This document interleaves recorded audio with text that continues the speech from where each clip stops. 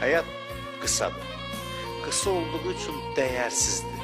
Yəni dəyməz də bir çox şeylərə görə qanunu qaraltmaq, sevinmək, incitmək, incimək. Alimdən nəsihət istədik iki şeylə: incitmə və incimə. Bunu eləyə bilsən çox böyük adamsın.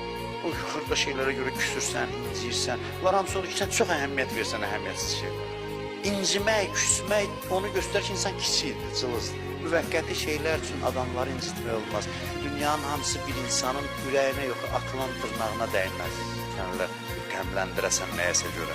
Bu baxımdan həyata önəm vermə, qısadır. Amma, bax bura diqqət etməyinizi xahiş edirəm. Amma axirət həyatına təsir baxımından dünya çox önəmlidir. Bir baxımdan qısadır, əhəmiyyətsizdir, Allah kiçildir dünyanı. Bir baxımdan mənim gələcək mənzilim burada müəyyən olunur.